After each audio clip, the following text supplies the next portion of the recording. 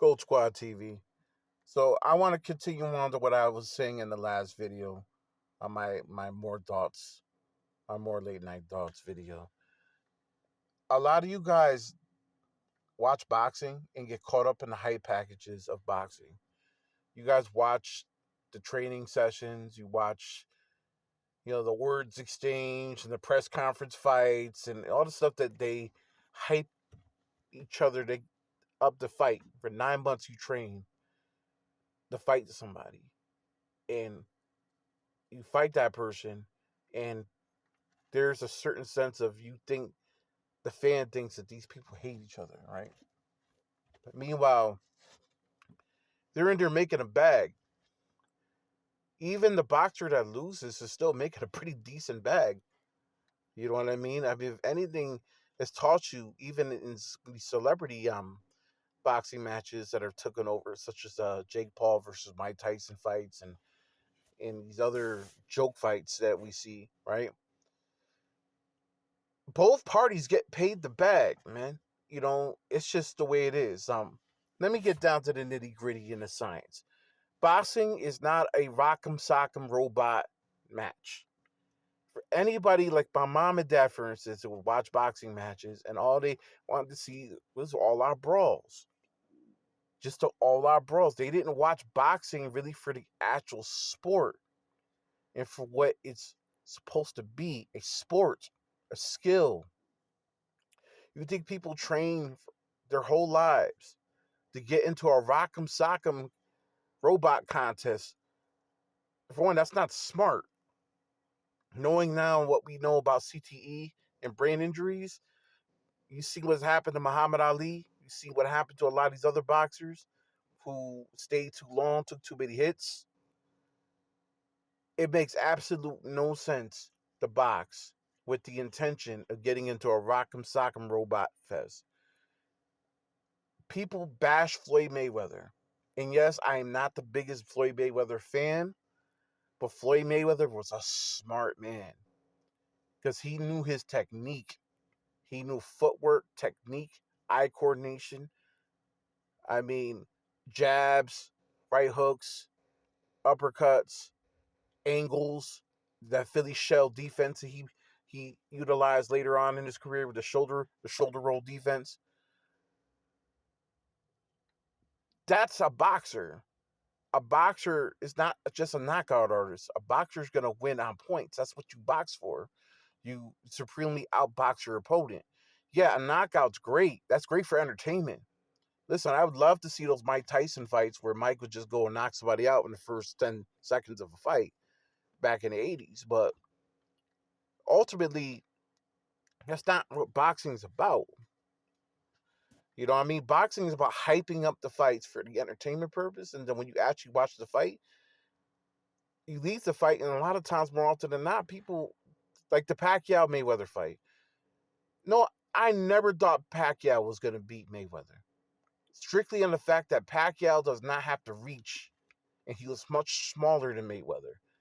And Mayweather's not that big, but like Mayweather had reach, and he knew how to utilize his jab, and he knew how to utilize his defense, his distance.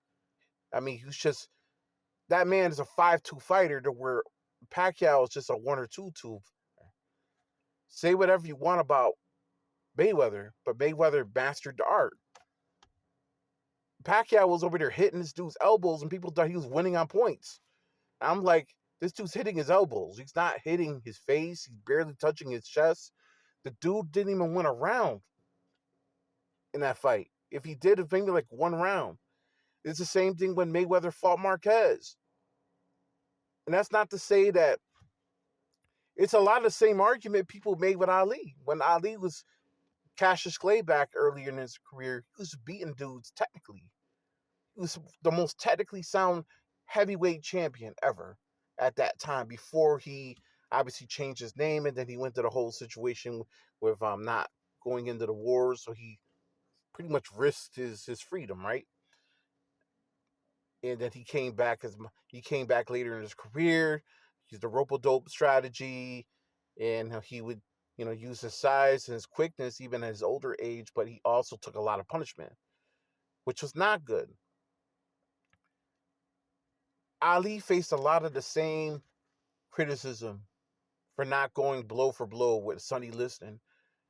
And the truth is, he beat Sonny Liston, knocked him down, but it wasn't the way that people would want. They would, it's almost like a lot of people were trying to call Muhammad Ali a sissy because he didn't try to go punch for punch, blow for blow with um with Sonny Liston. Sonny Liston's a power puncher.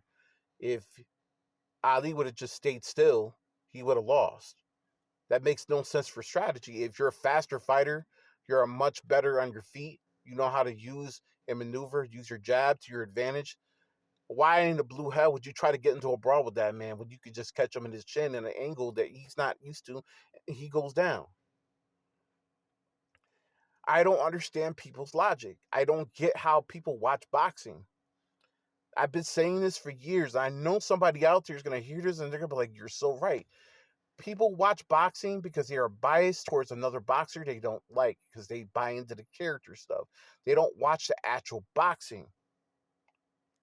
They don't watch it. I could easily tell you that I know if a certain matchup happens, I know one boxer is going to defeat the other boxer based on the advantages and the disadvantages. At least 6 times out of 10, which is not a great percentage, I know who's going to come out the victor. Meanwhile, people around me are sitting there all fucking, they're all super duper fucking, you know, tense because they probably bet money or they probably like they want to see, they want to see a dude get knocked out because he's loudmouth, he's talks whatever the case may be, and then the dude wins.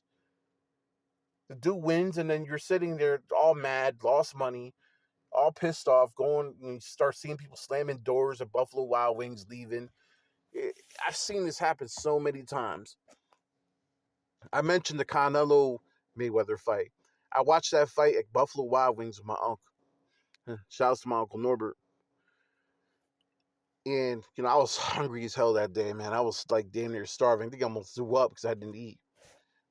We couldn't get the seats, and it was just really, packed. So we just ended up just standing there and shit, watching the fight.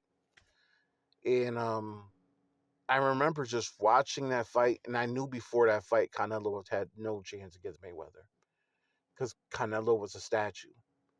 And why would Mayweather want to play in the Canelo strategy of just standing there and trying to go blow for blow? See, that's what a lot of these people who don't know boxing, watch Canelo's going to be the power. He's going to hit him. He's going to knock him out. And then Mayweather goes and schools him for 12 rounds.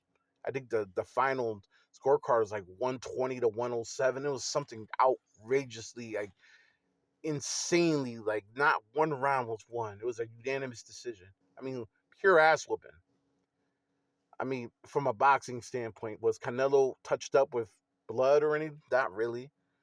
But based on the technical art of the sport, he lost. And that's what I've been saying for the longest time. It's very rare. It's very rare that a power puncher beats a quick and much faster defensive fighter who has knockout power. It's very, very rare.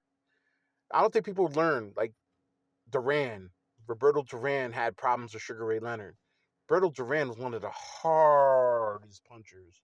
His right hook was deadly in his prime, but he could not fuck with Ray Leonard. He couldn't. He couldn't because Ray Leonard was just too fast for him. He knew how to he knew the best defense for somebody who's stationary is to move around. Get your jab, move around, bob and weave, make him have to work for everything.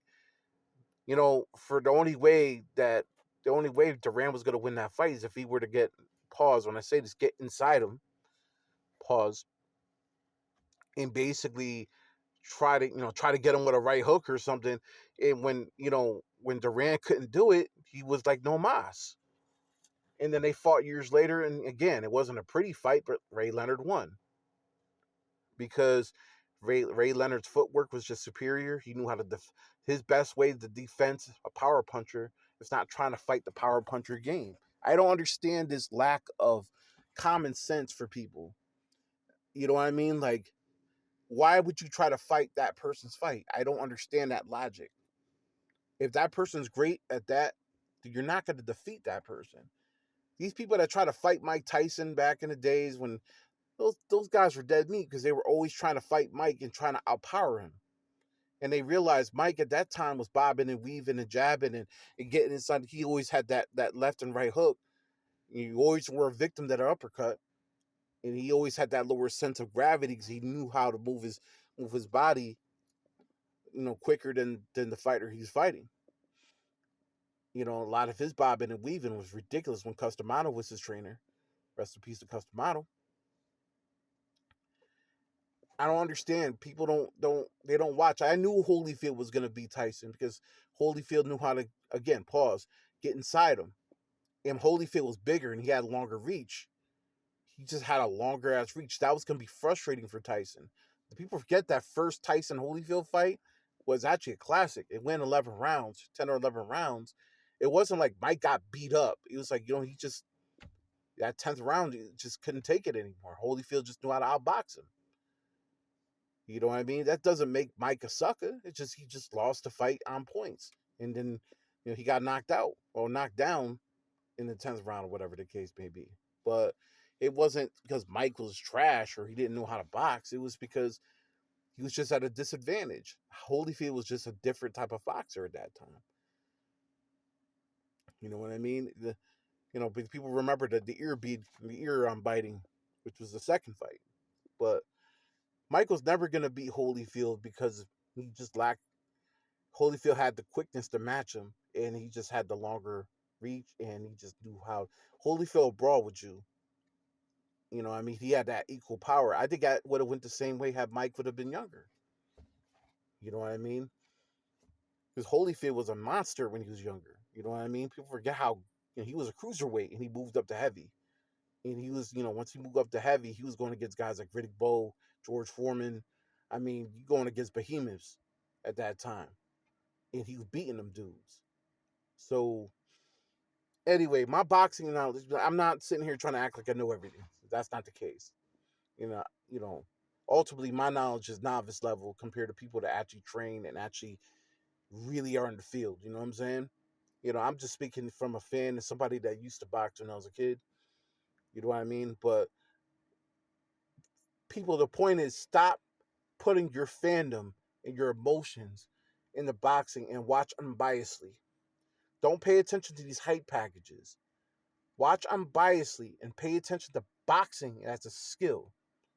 And then you'll realize what I'm saying is true more often than not. Because too much emotion when you're watching a sport, you're ultimately not going to really understand what you're watching, especially when it comes to hand-to-hand combat. Goatsquadtv, I'm done for the night. These are my thoughts.